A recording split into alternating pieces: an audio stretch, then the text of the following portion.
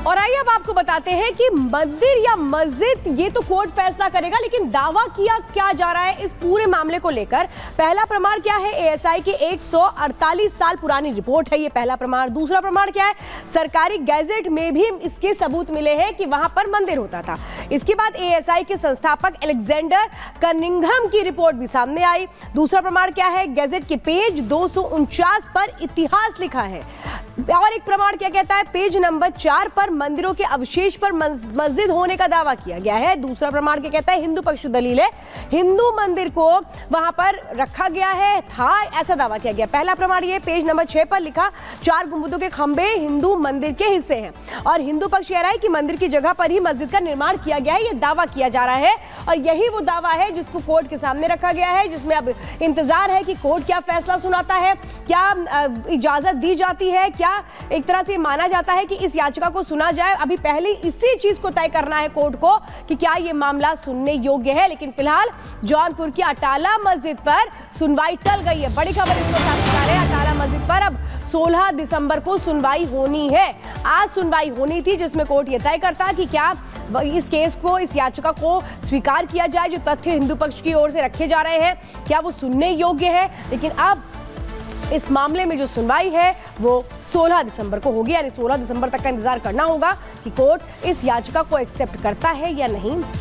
क्या कोर्ट मानता है ये सुनवाई योग्य है, क्योंकि हिंदू पक्ष ने जो तमाम तर्क दिए हैं, जो सबूत रखे हैं कोर्ट के सामने, कोर्ट से यही उन्होंने उस याचिका के जरिए अपील की है कि इस मामले में कोर्ट सुनवाई शुरू करे। अब कोर्ट इस मामले में सुनवाई शुरू करता है, इस याचिका को एक्सेप्ट करता है, क्या कोर्ट उन सबूतों को भी मानता है, ये देखने वाली बात है।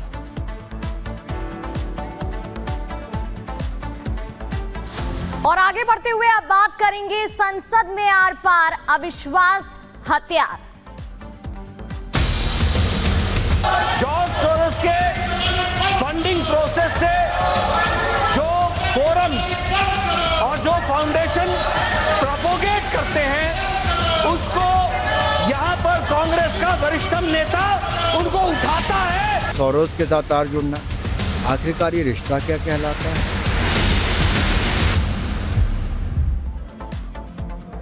और संसद में शीतकालीन सत्र का 11वां दिन है। लगातार कई मुद्दों पर आर पार संसद में देखने को मिल रही है। सोरोस का मुद्दा लगातार गूंजता हुआ नजर आ रहा है, जिस पर इंडी के पास कोई जवाब ही नहीं है। एक रिपोर्ट आपको दिखाते हैं।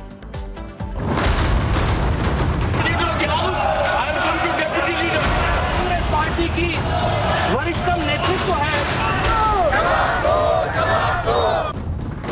अमेरिकी अरबपति जॉर्ज सोरोस को लेकर भारत में सियासत गर्म है।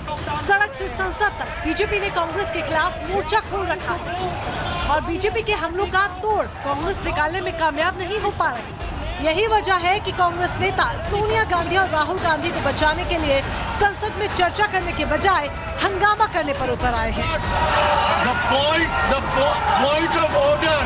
समाजवादी के, टीएमसी के, डीएमके कई पार्टीज के एमपीज मुझे मिले हैं। सबने कहा कि हाउस चलाना चाहता है, तो मैंने उनको कहा कि हाउस चलाना चाहता है तो राहुल गांधी को समझाओ। अब राहुल गांधी को गरीबों का मसला और आम लोगों का जो भी इशू है उसका कोई मतलब नहीं है, उनको समझ नहीं है, क्योंकि राहुल गांधी तो लोगों का इशू से कोई लेना देना नहीं है। दरअसल बीजेपी ने लोकसभा में विपक्ष के नेता राहुल गांधी पर गंभीर आरोप लगाए। बीजेपी ने आरोप लगाया कि राहुल गांधी भारत को कथित तौर पर अस्थिर करने की साजिश रच रहे हैं। इसके लिए जॉर्ज सोरोस जैसी अंतर्राष्ट्रीय ताकतों का साथ ले रहे हैं। इसी मुद्दे को लेकर बीजेपी ने लोकसभा और राज्यसभा में कांग्रेस के खिलाफ मोर्चा खोल दिया। यह जॉर्ज सोरोस कर रहा है। राज्यसभा में बीजेपी नेता जेपी नड्डा ने जॉर्ज सोरोस के मुद्दे पर कांग्रेस को घेरा, जिसके बाद राज्यसभा की कार्यवाही बुधवार तक के लिए स्थगित कर दी गई। केंद्रीय मंत्री जेपी नड्डा ने कहा कि बाहरी शक्तियों ने देश की संप्रभुता पर आघात किया है। ऐसी संस्थाओं से जुड़ा होना कांग्रेस पार्टी का, ऐसी संस्थाओं के साथ संलिप्त होना कांग्रेस पार्टी का, ऐसी संस्था को कोर्ट चेयर करना कांग्रेस की नेतृत्व के द्वारा, यह बताता है कि यह देश में की आंतरिक सुरक्षा और देश की बाह्य सुरक्षा के लिए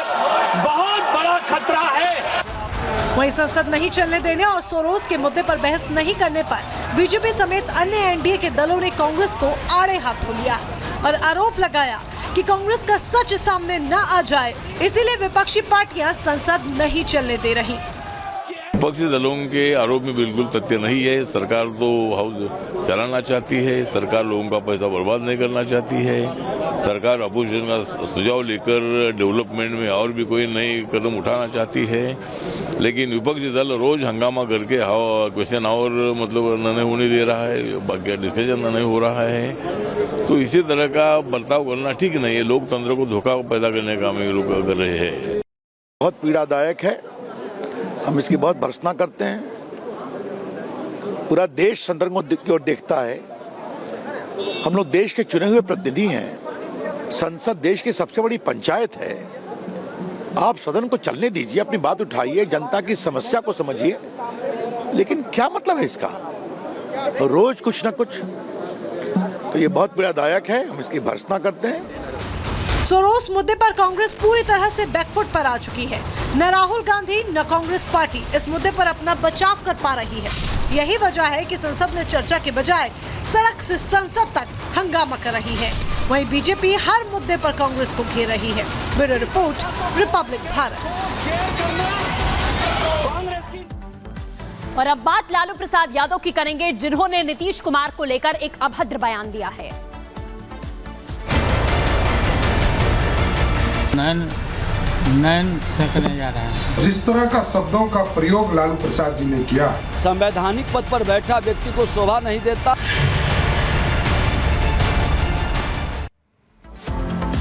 तो बड़ी खबर आपको बता दें, लालू प्रसाद यादव की तरफ से नीतीश कुमार को लेकर एक ऐसी टिप्पणी की गई है जिसके बाद लगातार घमासान मचा हुआ है। नीतीश को लेकर लालू यादव ने शर्मनाक बयान दिया है और साफ कहा कि नीतीश कुमार अपनी आंखें सेकने जा रहे हैं। लालू यादव का ये बयान बेहद दुर्भाग्यपूर्ण है। बीजेपी की ओर से अब लगातार ये बड़े हमले यहां पर बोले जा रहे हैं और बीजेपी के तमाम बड़े नेता इस पर अब बयान दे रहे हैं। मुख्यमंत्री नीतीश कुमार यात्रा पे जा रहे लालू जी। अच्छा जा रहा है, तो अब तो नैन सेकने जा रहे हैं। नीतीश कुमार दावा कर रहे हैं कि 225 सीट जीतेंगे एनडीए। अरे पहले आंख सेके ना अपना, जा रहे हैं आंख सेक। देखिए, ये लालू प्रसाद यादव जो जब नीतीश कुमार महिला संवाद कार्यक्रम के जरिए महिलाओं से बातचीत की बात कर रहे हैं, तो यहाँ पर लालू यादव नीतीश कुमार पर तो बयानबाजी कर रहे हैं, लेकिन महिलाओं का भी अपमान कर गए। यानी नीतीश पर बयानबाजी के साथ जो लालू है वो शायद भूल गए कि उन्होंने कितना बड़ा अपमान कर दिया है महिलाओं का। अब इस पर बीजेपी किस तरह से हमलावर है, बिहार के उप मुख्यमंत्री सम्राट चौधरी क्या कुछ कह रहे हैं वो सुनवाते हैं। लालू प्रसाद जी का बयान अत्यंत ही दुर्भाग्यपूर्ण है। बिहार के लोकप्रिय मुख्यमंत्री नीतीश कुमार जी महिला से संवाद करने जा रहे हैं और जिस तरह का शब्दों का प्रयोग लालू प्रसाद जी ने किया, ये बड़ा ही चिंता का विषय है कि पहले तो हम लोग ये समझते थे कि वो शारीरिक रूप से बीमार है, वो मानसिक रूप से बीमार हो गए हैं।